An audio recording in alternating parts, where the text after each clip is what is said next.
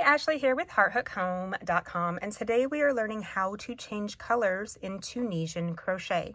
There are 3 different ways to change colors in Tunisian. You can do it in the forward pass, as I have done in this square, which creates a very nice and clean edge between the color changes, or you can change it at the backward pass over here on the other edge, and it creates this beautiful woven effect. So these 2 patterns are exactly the same. The only difference is that I started at the beginning of the forward pass here, and I started at the beginning of the backward pass here. The 3rd way to change colors in Tunisian is in the middle of a row. So like this, where you change straight up in the middle between 2 colors or 4. And also you could do a diagonal effect just by altering how many stitches you do before you pick up that new color. So this is a beautiful way to change colors. If you're going to do any kind of color work in Tunisian, definitely watch this video so we can learn how to change these colors in Tunisian crochet. Changing colors at the beginning of the forward pass is a lot like changing colors in traditional crochet. You're going to complete the backward pass until you have those last 2 loops remaining on your hook, and now it's time to change to a different color. So I'm going to drop the white to the back. I'm going to pick up my new color here, and I'm going to complete that final yarn over pull through 2. I do like to tie a little knot in the back just so that it doesn't go anywhere.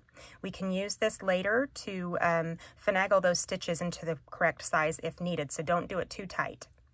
Now I'm just going to continue my forward pass as usual using the new yarn color. We'll do this for a couple of rows so that we can really see the effect that it has. And then we're going to change colors to the paprika color here, the red, and we'll do that on this edge to see the difference that makes. Now I've completed my forward pass here, and I am ready to pull up my new color of yarn. So as you can see, I've gone all the way across this whole forward pass row here, and I am ready to pick up with my paprika in the chain 1 of the backward pass. So here's my chain 1 of the backward pass. Again, I'm going to tie a loose knot.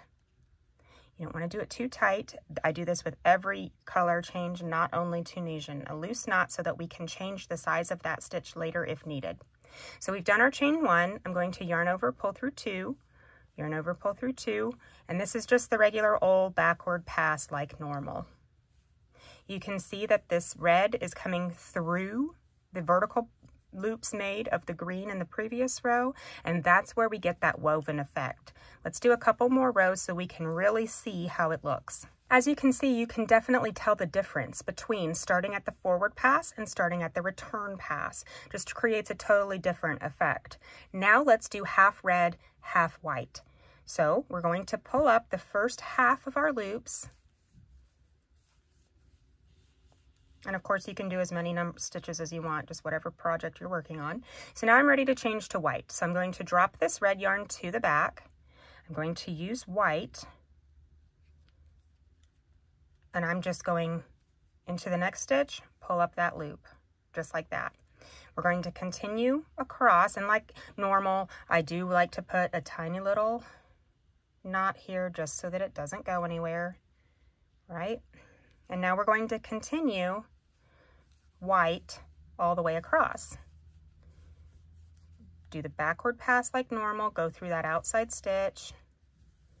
Now the difference here is that when we get back to where this first red is, so we've just done the last white, now we're ready to go back to the red. We can't just drop the white and pick up the red and carry on. What we have to do instead is take our working yarn, this white yarn in our left hand, put it on top of the red and pick up the red. So what you're doing is you're basically just twisting them around on each other so that they kind of lock each other into place. If you don't do that, you'll have this huge gap in between, and it just will not work. So now that we've twisted it around, we've taken the white over on top of the red and pulled that over to the left. Now we're just going to continue on with the red. Boom. Now we're going to go ahead and pull up our loops with the red yarn until we get back to the white. We're going to drop that red to the back, find the white back here. You may notice that this loop right here is a little bit large. If you pull on that working white yarn just a little bit, it kind of cinches that up, and you will not be able to change the size of these loops later. So if you're going to cinch that up at all, do it now. And then finish with the white. Now that I've gotten my last white, I'm going to put it over to the top of right. I'm finding this yellow or the red yarn here, and I'm going to pull it just a little bit, and I'm going to complete the backward pass using the red yarn. And now if I wanted to have a red row, I just continue all the way across with a red row. And that is all there is to color changing. If you're going to do any kind of color work in Tunisian, these are the essential tools for changing colors. I hope you love it. I hope you love Tunisian crochet, and I look forward to crocheting with you soon.